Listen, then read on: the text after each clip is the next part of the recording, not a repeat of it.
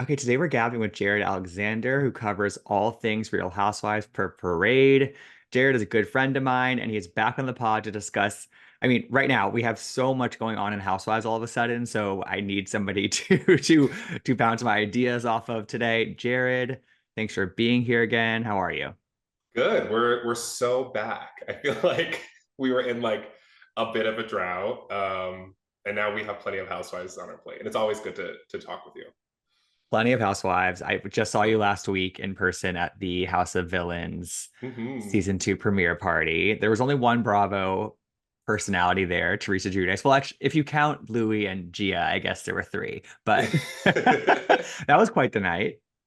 It was fun. I mean, you and I had a blast for sure. And I feel like, I mean, there was one star that was on our mind from the second we walked in. So And she was not wearing Old Maiden type shoes. She was wearing, she certainly was no, not, she was not 30 minutes late either. She was no, on she was right time. on time taking pictures. Tiffany New York Pollard. Yeah, quite the legend. That was a fun night. Yeah. Um, so obviously, like, beggars can't be choosers, right? And it's been, a slower 5 months or so as Housewives fans. It was like we don't have to retread it, but I mean, OC has kind of been keeping us fed, I would say, but all of a sudden now we have four on the air.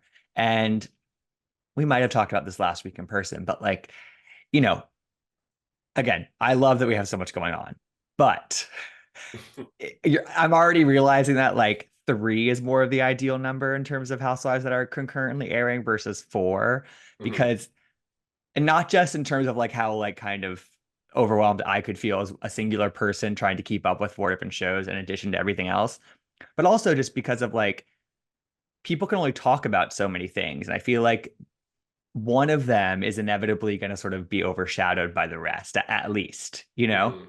Yeah, no, it's definitely a bandwidth issue. Like, and again, you and I do this for a living. We cover these shows, Hmm. and it's exhausting. So it's also exhausting for anyone watching.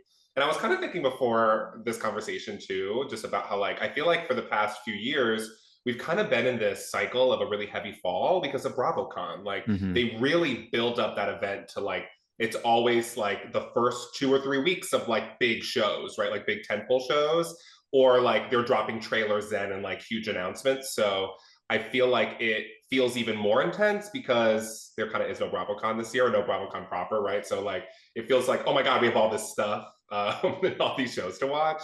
I would like it if we could spread it out a little because I do think that three is that magic number. If it's just one or two, and if they aren't one of like the really strong, like if I feel like it works best when one of those like solid OG shows are there, and then you can kind of sprinkle them around. Four is overwhelming. It's a lot. Yeah, yeah, and it's sort of like, I mean, for a couple weeks there, it was just Salt Lake and OC, which felt kind of right because there were those are two that were sort of like really firing on all cylinders. So it kind of felt okay, like that's enough. But then we have Potomac, which is coming off of the not so stellar season, and RHONY reboot, which is still finding its footing. So Mm-hmm. I think it's gonna be interesting to see sort of how it manages in terms of the fan base. But I want to start with Potomac because, we just got the season premiere last night. Season 9 is here. Karen was on Watch What Happens Live. It does feel great overall to have these women back on TV, like, albeit not all of them are back. But what did you make of the premiere overall, Jared? Shady Gibson. I mean, I it's it's true. true.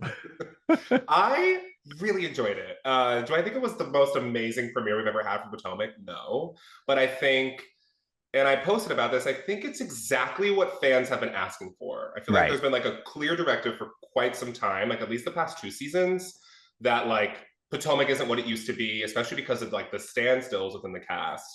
Um, and what I feel so relieved about watching the premiere is that they shook it up just enough without losing Potomac's tone. Like I feel like Right. there's always been something about that show that you can't put your finger on that is just like so delicious. Like they're funny, things move quick, but the drama is really intense. Like it almost feels like it's like the best of so many different shows in its own singular way. And I love that we still have that.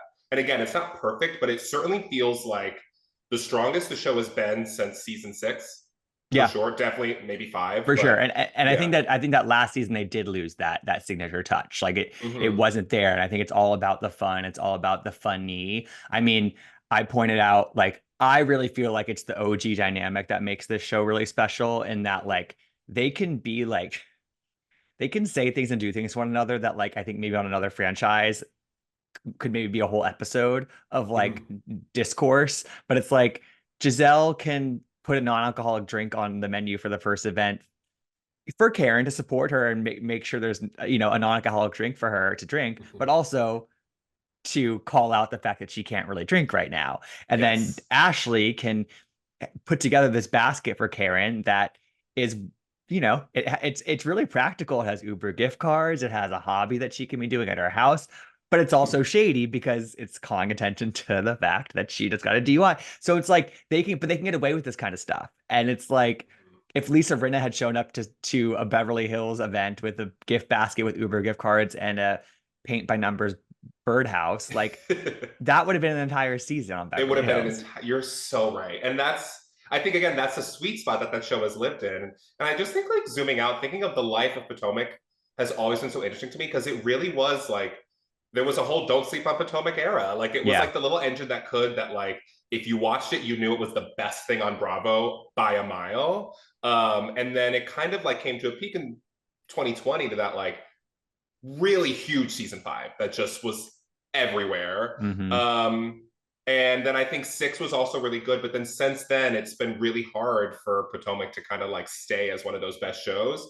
Although the cast has always been stellar. Like I think Yeah. that's what's been frustrating about the show is that individually they're all great. Like last season, like they're all great housewives, you know? It's just like it wasn't working. So I'm like really optimistic about the dynamic shifting. And also I'm just like, I'm the biggest Giselle Bryant apologist and like it is Yeah. what it is. But Which like, which is sorry, interesting, go. Jared, because you are a Candace girl too. And Yes. so that's I did want to kind of start out by addressing the two biggest personalities. I mean, we lost NECA as well. I don't think that really merits like that much of a discussion, to be honest, because like she didn't really impact the show very much. But Robin was an OG. She'd been around for 8 seasons. Candace had been around since season 3, right? Season 3 or 4. And so she's been around for a very long time as well. She felt like a stalwart of the show. Both of them are not on the show anymore.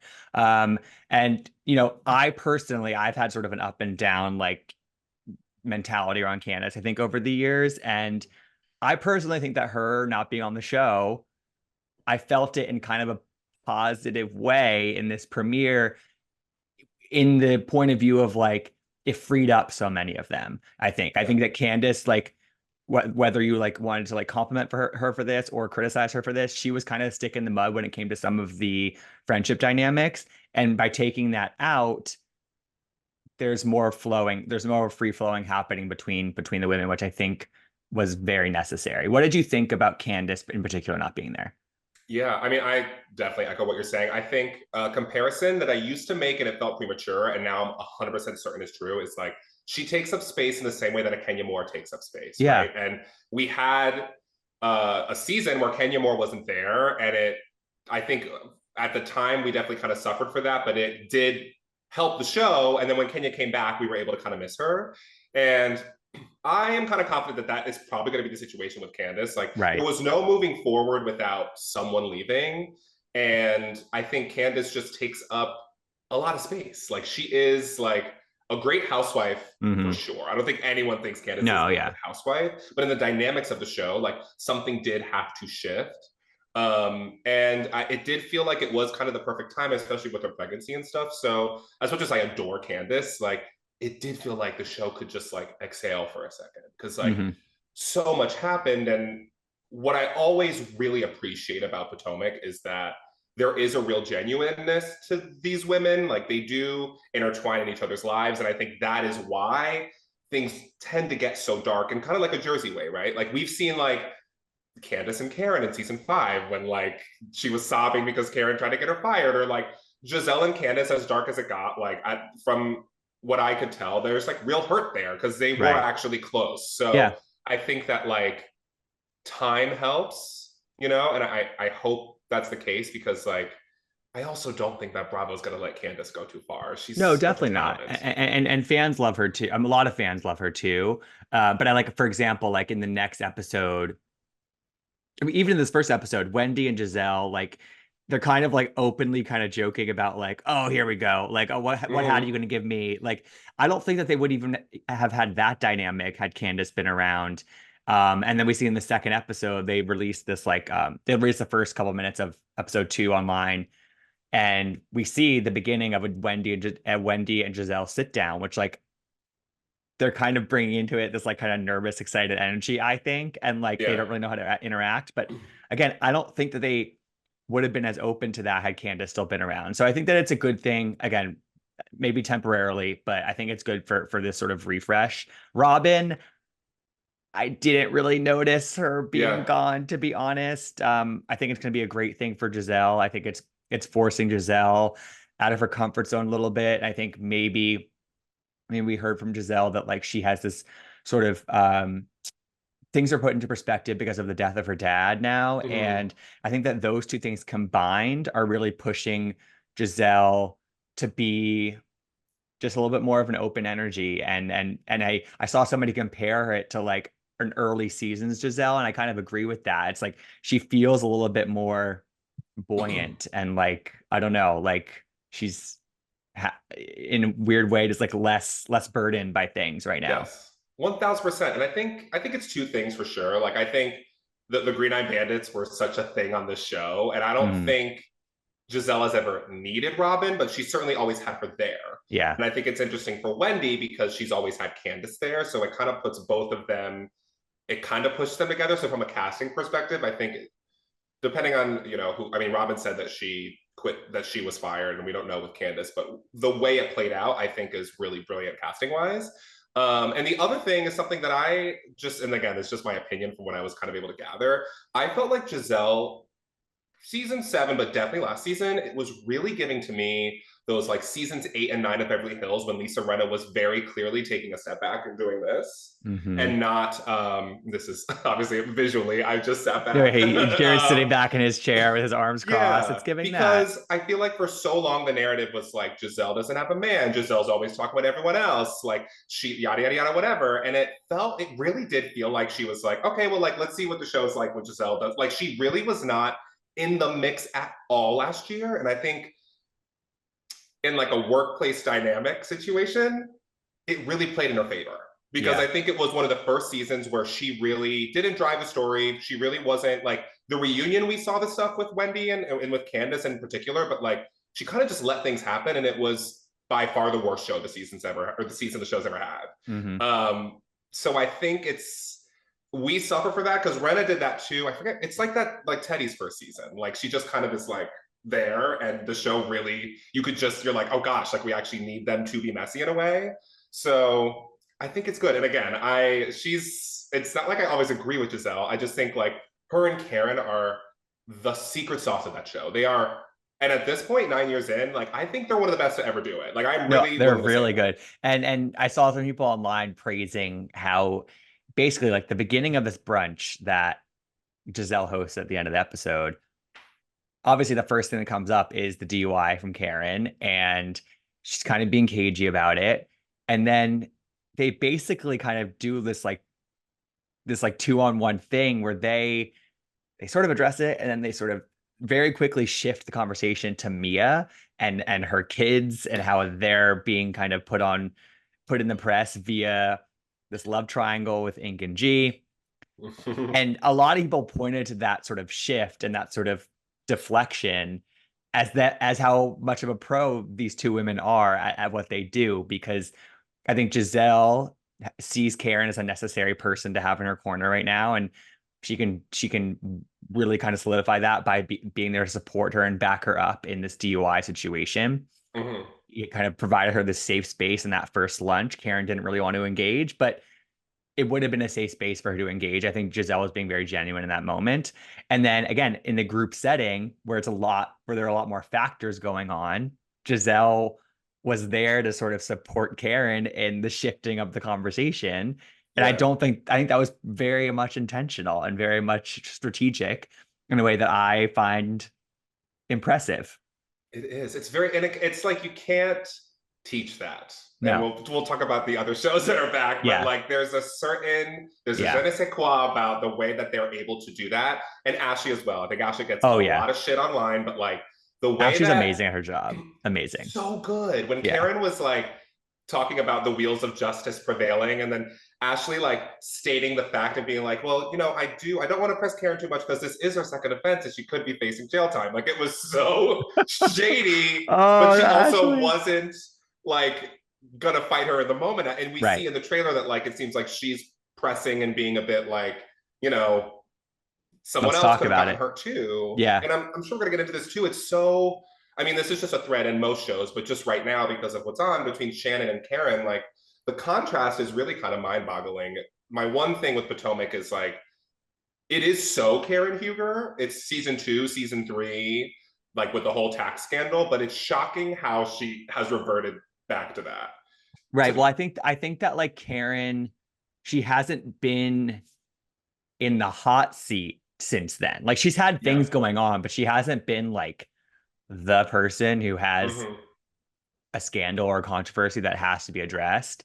And yeah, I think it's like as much as I praise them for how they handled that in terms of that strategically moving in the group setting, on the flip side, it's incredibly frustrating to watch Karen stonewall the conversation about the DUI. And I did see online that apparently, so there's apparently there's like a legitimate reason why Karen can't be talking about it, and it's because, and I don't want to like speak out of turn here, but and this is from a tweet, but there was like Mm-hmm. screenshots of a document, and this person basically said that like Karen refused to be breathalyzed when she got arrested, or she was Mm-hmm. pulled over, I guess. And so that means that she's really like she can contest sort of what happened Yeah. basically. And I'm not gonna like, I don't want to get into the details. I don't know the details, but I think that Shannon was breathalyzed on the spot. I think that there is a difference in terms of how their Yeah. DUI cases I think are unfurling. And so I think Yeah. there is legitimacy in terms of in terms of Karen being like, I can't speak about this, Yeah. but I still think that like there has to be a way that she can very kind of surface level talk about it in a way. Like Yeah. there's a middle ground somewhere that's being lost, and it's really disappointing from a viewer's perspective, because ultimately when you're a reality star and something happens in your life and the cameras are rolling, we deserve to see it be talked about.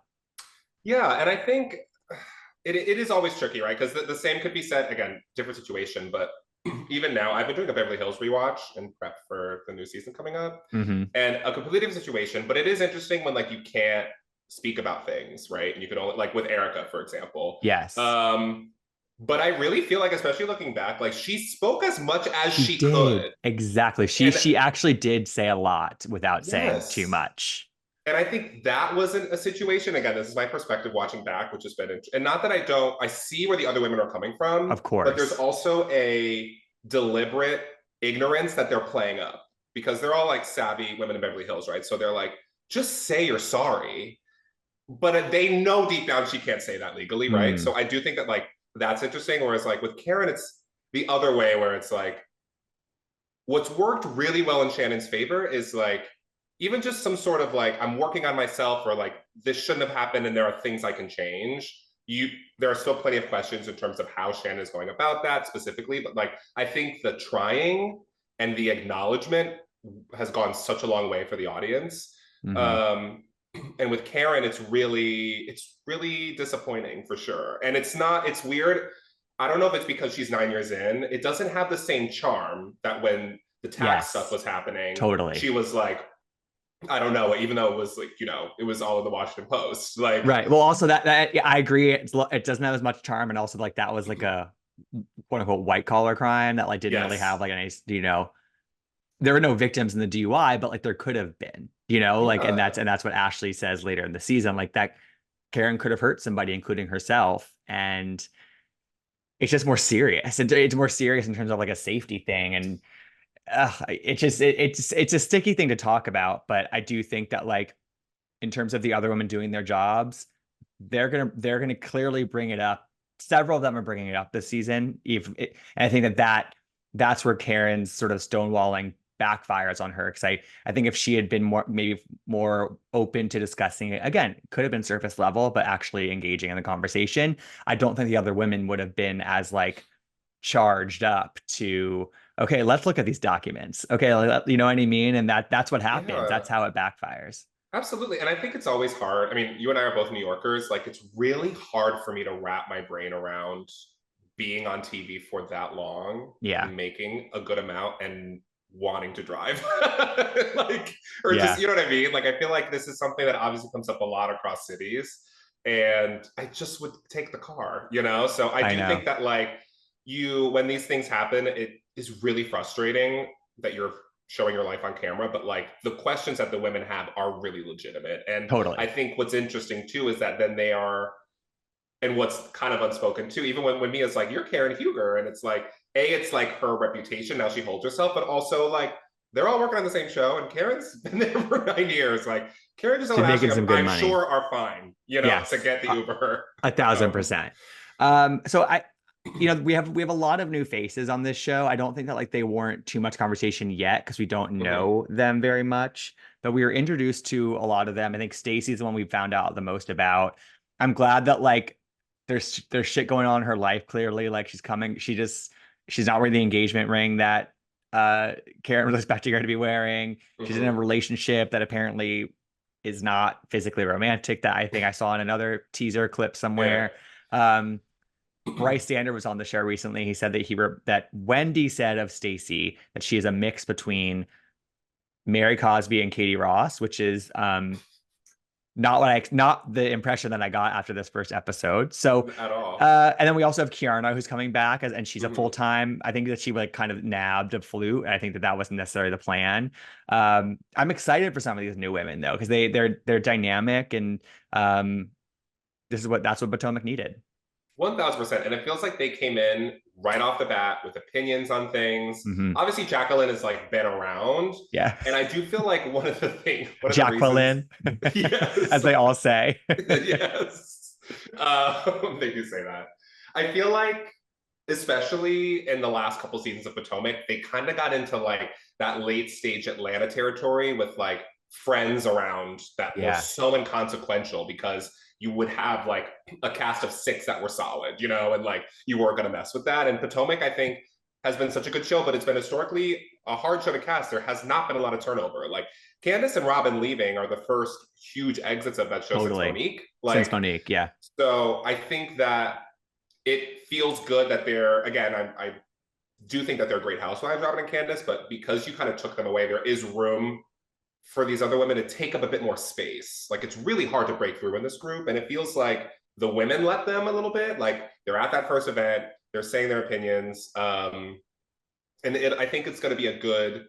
It's, again, I think it's just enough, the yeah, mix up. I think sometimes when you like Orange County, for example, we had like 4 iterations of crazy shakeups that didn't work until we wound up going back to a dynamic that if they had just gotten rid of 2 or 3, maybe we could have skipped all that time.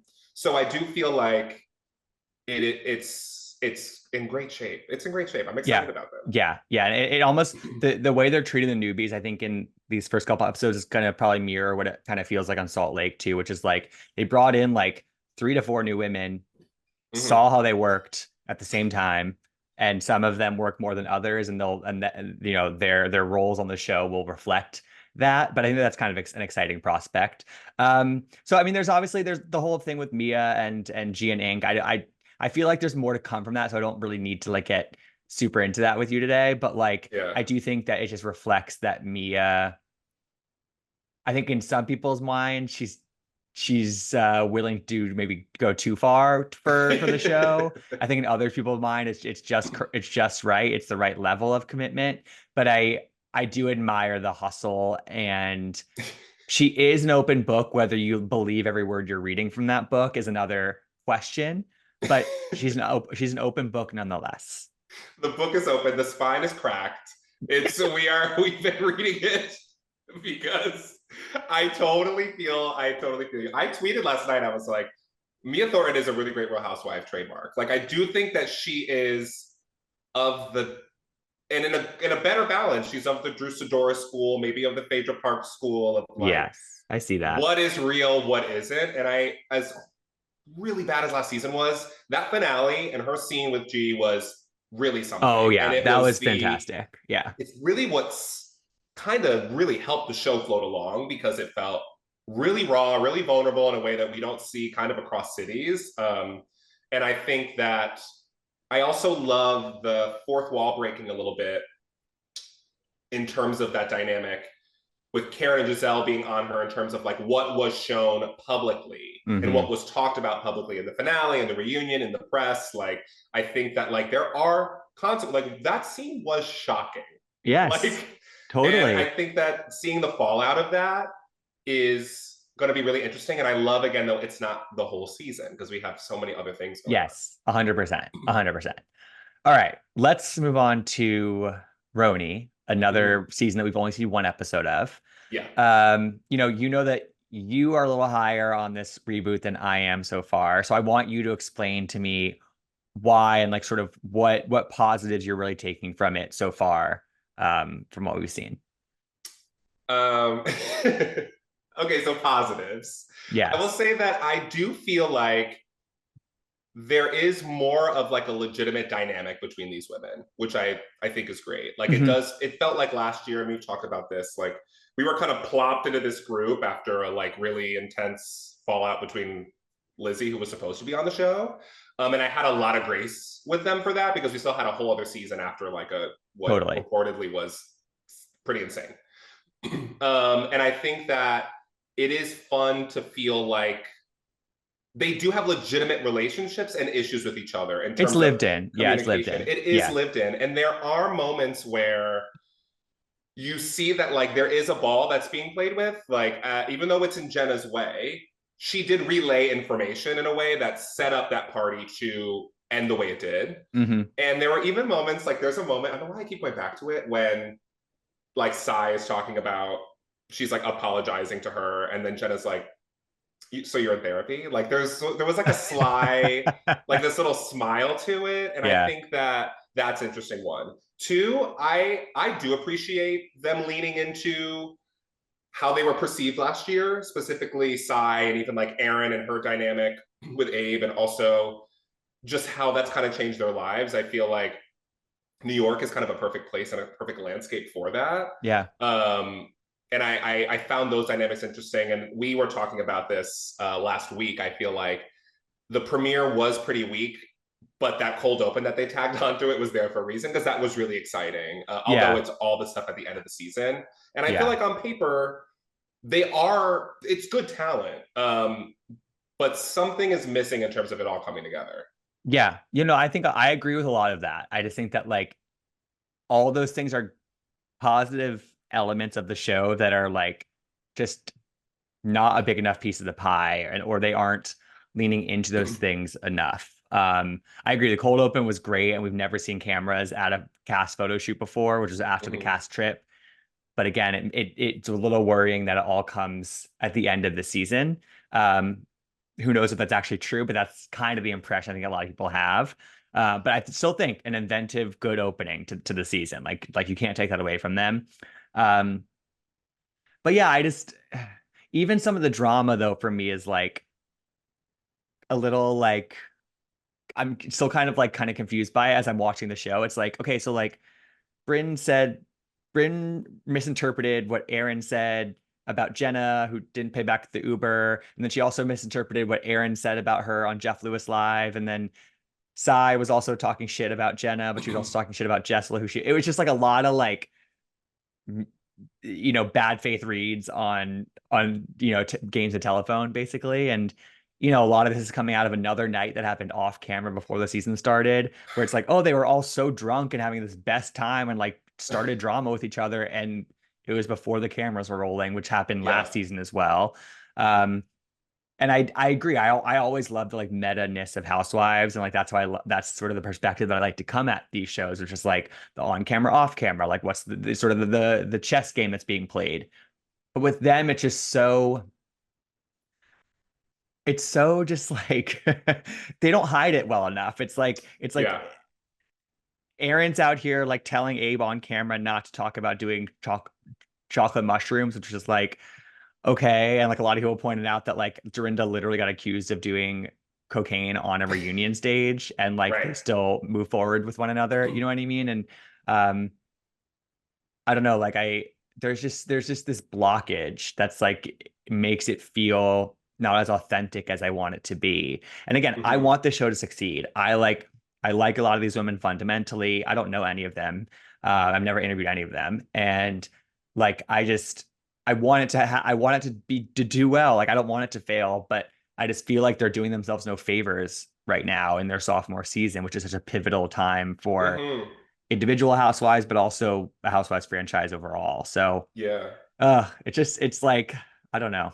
I don't know. No, it is tough, and especially because it's such an uphill battle. Because this isn't like, again, we were just talking about Potomac, or you can make an argument for a lot of shows that like it takes more than 2 seasons to become great and to Hmm. like really get into the flow. But this is a really specific situation where it's New York, literally, and like the original show is so beloved.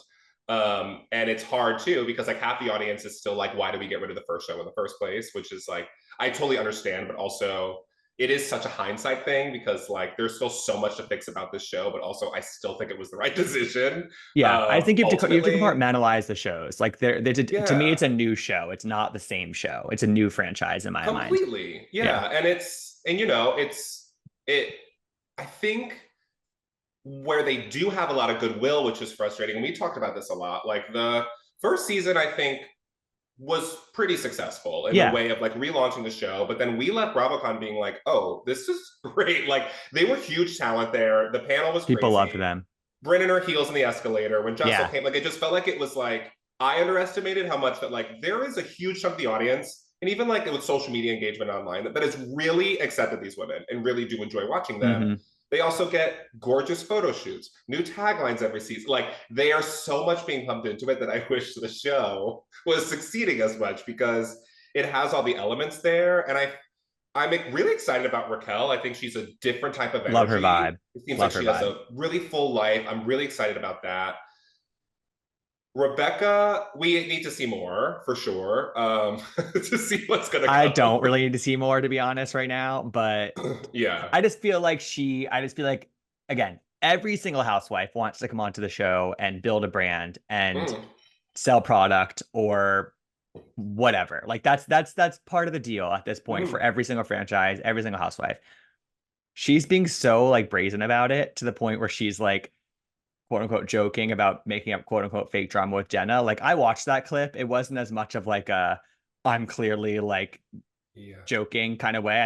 I don't think she understands the show and or I think she wants all the benefits without the hard work. Um but yeah, I think overall, I just need it almost feels like there's like this pact amongst them to like not go there and Yeah. not talk about what's on their group text or not talk about what happened at the off-camera hang. And it's like that's not really how the most successful ones work. Like, I need somebody to break from the pack and like cross all of them and be like, this is actually what the fuck is happening. And I think the Yes. person who has it in them the most to do that is Sai Silva, who I Yes. think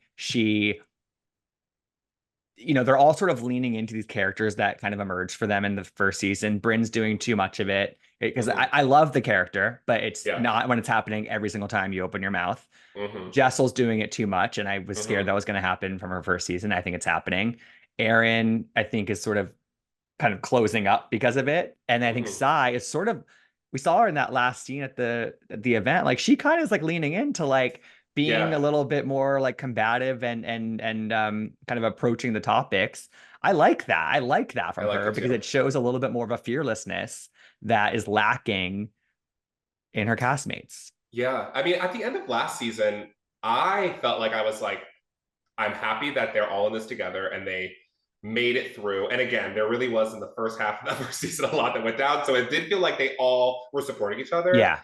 I don't need another big name, like a big get type of No. casting. No, no, I no. would like someone who is kind of willing to do it all, to Yes. then put the other women on their toes. And it's not like I want like a crazy, unsafe, combative Of environment, but course just not. like to make story, like, and to push things forward. And it is interesting. Like I will say, and I agree with you 100% in terms of Bryn and Jessel and Aaron and Sai in particular, just about like them leaning in. And one of the positives I did take away is that you do see that like they don't have the same training meals they had. You know, like You're if you right. look at that episode, it is the between Aaron, Bryn, Jessel, and Sai. Really, everything's happening between them. And in terms of the like, you know, like Bryn hearing her scoff and then her just like approaching her right away, or like Sai trying to get like, it felt like there was like housewifery happening. It was really hard to parse through and even make sense of, but like it actually was happening versus last year. Like it felt like that wasn't even happening as much. Right. And it's interesting with Jessel. I remember we got like the first 4 screeners. I remember watching and being like, this is pretty great. I was like, I don't know how people are gonna feel about her. I was like, Yeah. after like the like Christmas tree thing, but it was like the Christmas tree dress. But it's so like you don't know how the audience is gonna perceive you until it happens. And it felt so organic and so genuine. And people fell in love with her by the end of the season. Like all the like my weekend starts on Fridays and Tribeca up and coming. Like all those moments were so just her. And this first episode was so forced. Like nothing really The landed. scene with her and Pavitt taking the subway to that restaurant in Chinatown was Yeah. like so put on that it just, and it was so not New York too. I'm like, it's Yeah. not New York to not ride the subway. It's not New York to Mm-mm. like feel apprehensive about going into like, Andy takes not the the most like subway. pristine establishment. You know what I mean? Like it's, and Yeah. Pavitt, on the other hand, is a fucking star. And Yeah. sorry, Jessel's a star, but like Pavitt doesn't give a fuck. So he's Right. just like existing and like he's becoming a food influencer off the back of this show. And like that's kind of authentic to him. And Yeah. he's quirky and like she's quirky too, but she's knowingly quirky right now. And he's kind of just, I don't know. That was like an interesting flip for me in that Yeah. first scene with them. And again, I don't think it's I want to give all these people grace. It's only their second season on TV. I think there's a huge burden on them to make the show perform. And I think that a lot of shows need 3 seasons, sometimes 4, to really find their true footing. But at the same time, I think that they should be further along in the road, right? For me, right now. Yeah. And Um, it begs a question too, as much it's like it seems like, and again, I have never been to taping of the show. I don't know how it's working. It does seem like the rules are a little loose. Like even yes. like Uba like coming at the end of the party of like the What's premiere with party. that? It's like, you What's know with what it that? gives me? It kind of gives me, and again, a different type of show, but like that's my big qualm with Summer House sometimes. I'm like, what are the rules here? I'm like, you can skip like 2 weeks, come one, Right. skip three, come, and I Right. guess maybe that just reflects in whatever you make or whatever, and that's on you. But I think like from a storytelling perspective, sometimes maybe it's like the like theater in me where I'm just like, you show up to rehearsal, like you Yes. show up on time. But like it because again, and especially because it seems like the big dynamic of the season is Bryn and Uba, and like Uba and Bryn miss each other. And it was Bryn's event. Like it's just so like, what? Yeah. And I don't think that was like an accident on Uba's behalf, and it's like that's just Yeah. doing herself no favors in terms of currying favor with the audience. And like, yeah, we'll see. I think it's a big we'll see. I want it to be good. That's what I'm gonna sort of leave us off at with RHONY. I want them to do well. Yeah. I just wasn't thoroughly convinced by the premiere. Okay, Yeah. so let's move on to Salt Lake. I feel like I don't even need to spend that much time on this because it's just banger after banger of an Yeah. episode. They're off to such a fantastic start on the season. It's kind of giving just like supreme era of the show, right? It's like it's I think every episode's going to be pretty much great, and whether that is great from a drama perspective or great from just like Mary Cosby firing off one-liners about random Mhm. shit all episode. Like either way, I'll take it and I'm entertained and I'm thoroughly fed by these women right now. Do you feel Yeah. the same? 1,000%. And it's just like the dynamics really work on the show. They really have. And I was someone, to be fair, as much as like there were huge moments for Salt Lake City in the beginning, I always felt like, and this is what I always say, it's like the Crappens boys say it, how like Salt Lake City would feel like community theater, Real Housewives when it first started. Like it was like all the pieces, it felt like it was like a Housewives show that was being put on. Yes. And even like season 2, which is such a landmark season, didn't all come together for me in a lot of ways, and the Jenny of it all, and it was a really long, bloated season. Like I feel like they found a perfect balance tonally for the show. Yeah. The women have found it. I think the structure of it works well. Like it's like how much time we spend at home with them versus the groups. Like it just is like a show that feels so tight. And like a solid continuation after season 4. Kind of like a Jersey in its heyday. Like you could pick seasons 2 through 5, and it doesn't really matter. They're all great. Like, and it feels like that's kind of where we're at. And the newbies are great too. I'm really liking Bronwyn. I really like Bronwyn. At first I wasn't sure. I was like, Mm-hmm. even just not even the first full episode. It was like the first like couple scenes. I was like, is she like gonna try too hard? But I don't Yeah. think she is trying too hard. I actually think that Mm-mm. she's like the fashions are a lot, but that's genuinely who she is. I mean, Christian Siriano said on Watch What Happens Live that she is the one housewife that like spends real money with him and has for Mm-hmm. years, which I thought was such a telling, great anecdote to get from him, like such a Yeah. legit designer. Um, and like, and yeah, I think it's like it's she's sunken into the drama in a really kind of authentic way. Um, yeah, she's doing work. And I think the other newbie, Brittany, is like she's almost like comical in that way, but she's also Yeah. like she like we're talking about her a lot already, you know? And I'm like, Yes. and I don't hate it. Yeah, no, and she, especially with just the Jared, like it feels like she feels like a classic, like a Beverly Hills friend of that, like a lot of the season is about, but it's kind of the perfect capacity.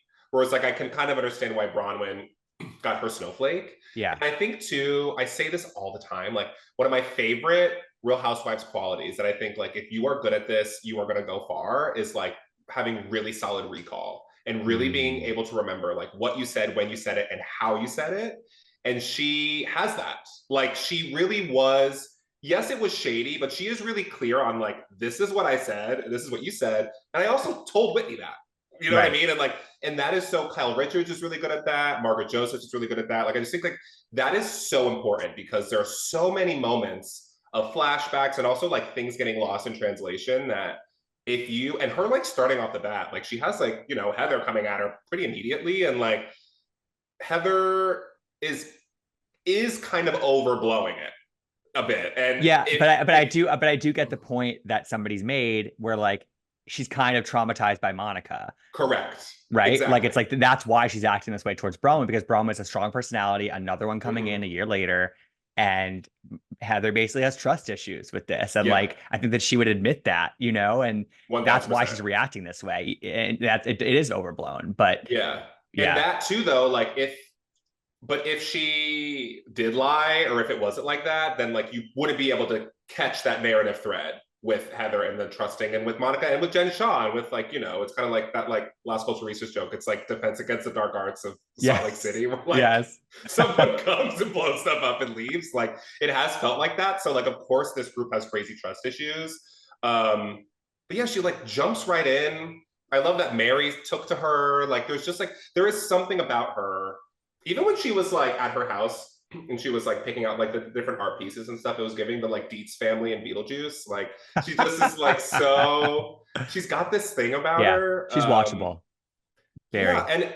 and I know it's tough because sometimes you're like you never know what she's gonna say and like are we gonna regret this in a year? I don't know, but like the Mary full time thing is working for me again. Oh, Like it's be oh, it's she it's it would great. actually she is a missing ingredient from the show. I think that Mm-hmm. she's like such a special sauce for Salt Lake. And it's not always like the most consequential for moving story forward or like the central plot lines of a season, but she's one, it kind of feels like we're gearing up to like a big moment with her son or something. It feels like there's a Yeah. lot going on there, but also two, she's just so genuinely effortlessly entertaining and they need that. Last thing I want to say about talk about with Salt Lake is like, you know, we have these four. Mary's an OG, but she has been sort of in and out. So when I say like the four OGs, I'm talking about the sort of core four of Whitney, Mm-hmm. Heather, Meredith, and Lisa. And they've done such a good job over the years of mixing up their own dynamic. But I think that this is the perfect time to inject. I mean, Angie's kind of coming into her own completely as a Oh, housewife. We have Brittany and Bronwyn. We have Mary. Like they needed a lot to play with, I think, to not have their own core four get really to get stale and like be like, okay, like well, how can you possibly mix it up more? And I think that this is the Yeah. perfect time for them to get this sort of new energy and to keep them on their toes too, you know? And I think that that this is really important to happen right now. 1000%. Because you can't, I mean, I think you saw that in terms of the Mary thing you brought up and the core four, like in season three. It just didn't really work. Right. It felt like we were just kind of going in circles. And a lot of the feuds had no result. Like the Heather Whitney thing will just never really make sense. And even like when Lisa and Meredith were so at odds in that way, there kind of was no winner either, you know? Like, and I feel like, not that they can't disagree with each other. Like we're seeing Lisa and Whitney again on opposite. It's not that. It's just like they need more toys. They need Yeah, more. They need like more toys to play with. They need other people to spar with. And it feels like Angie has just like endeared her way to the totally. audience. Like it was so cringe and cringe and cringe until it just was Until it like, wasn't.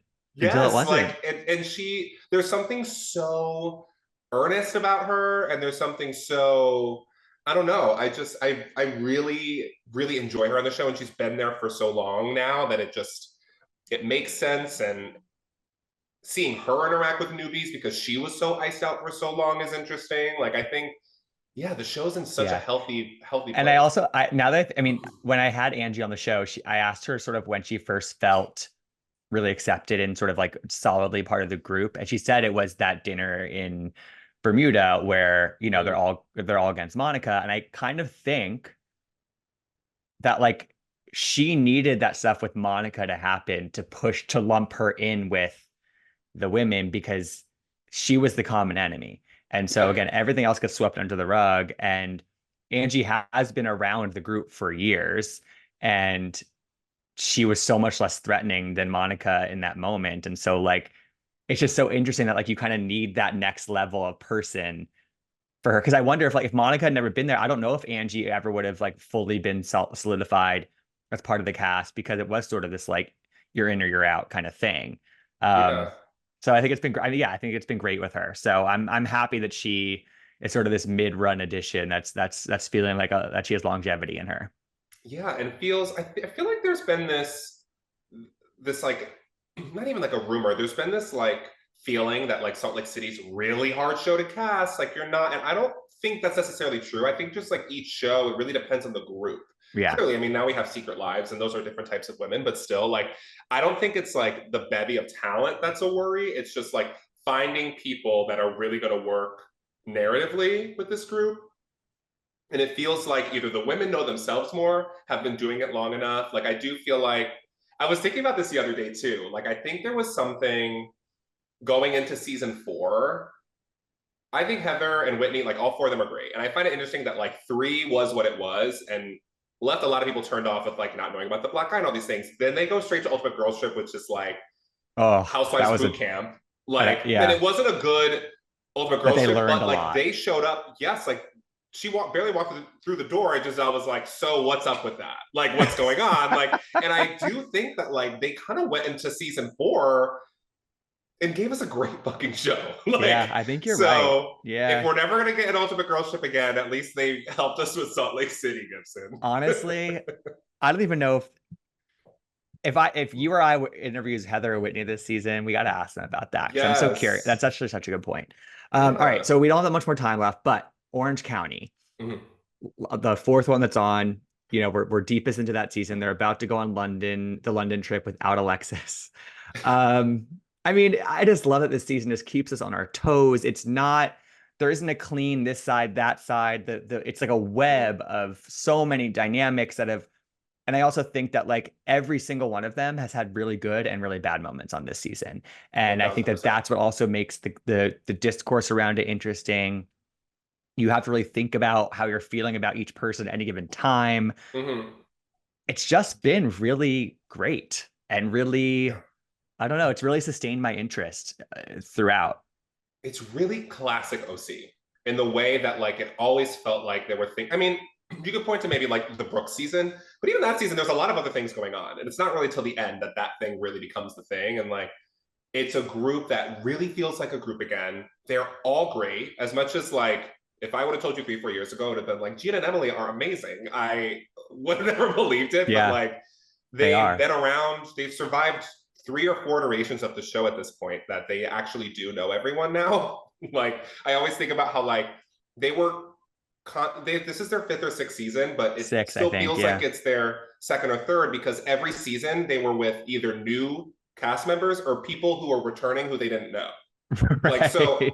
they Right. were always being like, "Hi, I'm Emily. Hi, I'm Gina," for like 6 seasons. Yeah. And now it feels like they're so good. And I think the Heather, Tamara, Shannon, that is one of the greatest trios of Housewives. And Hmm. it's good. I don't think it's like maybe the best season of OC ever. I think what's hard is that it's like last season felt so exciting because OC had been bad for so long. And now this season is really good, but it just has a harder hill to climb, I think. And I'm interested to see how the rest of it plays out. Yeah, it's good. It's really I good. I'm most interested in the reunion at this point because I'm Yeah. like, we we just know how like entrenched some of these women are in their beliefs about what's gone down. Yeah. And I think the audience also kind of feels the same way. Like, what else for Mm-hmm. the rest of the season could really change our minds about what went on between Shannon and Tamara, or Shannon and 1000%. Alexis, or Mm-hmm. whatever other iteration of the group. And I'm just so, I hope that there were apologies said. I hope that there was some Yeah. resolution found, because it's just, I think they could take this entire cast and just pick cameras back up in a couple weeks Yeah. and have it be another great season of the show. I mean, I'm not saying like I would be against new people, another person coming in or whatever, but I genuinely think that like there's so much to work with here. Mm-hmm. Um, Even with Alexis, I kind of want her to stay on the show, to be honest. Her. And that's my opinion. And to quote to quote Tamara No, Nash. I feel the And same. yeah, Her yeah, kicking them out, I thought was so funny. When she such a did her good like airplane scene. arms, she was like, Oh my God, "I'm beyond. sorry, you She can't opens the teach door, that." they hear the ring camera go off, and it's like, Yes.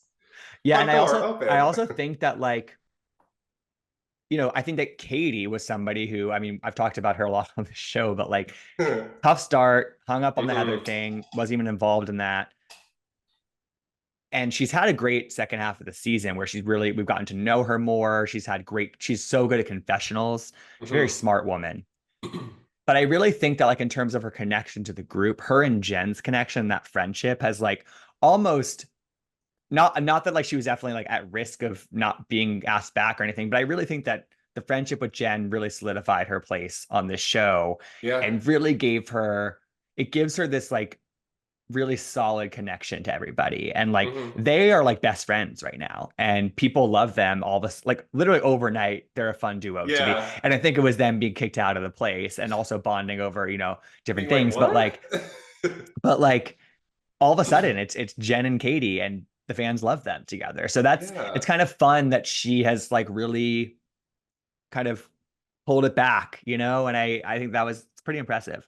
Yeah, it is. And I think too, I'm really excited, like with Jen. I mean, we still even have some of the Ryan stuff coming, because you know that they picked cameras back up at the end of the season Yeah. with that stuff coming. So there's a lot of stuff down the line. And I think that I do have faith, as like stubborn as these women are, I do think they know what they need to do at the end of the day. Like, Yes. I'm sure that reunion is going to have some sort of movement.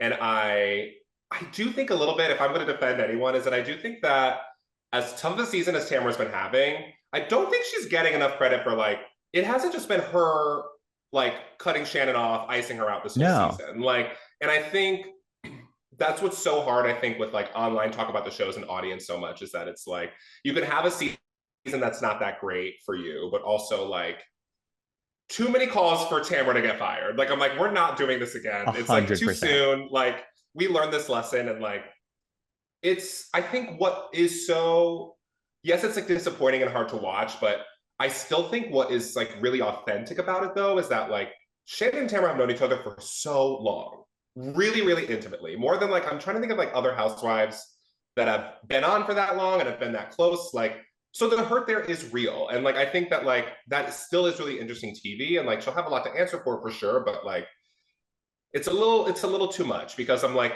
what would be happening without her? A and Right. B, like this is the show, like Yeah.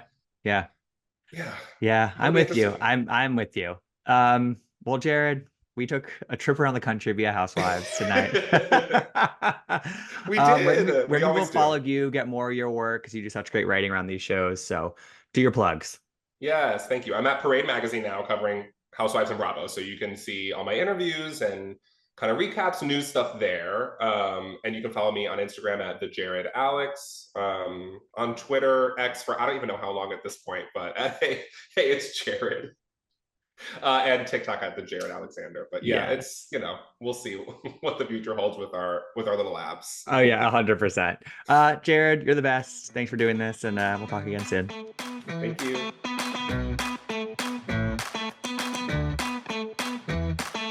I want to gab.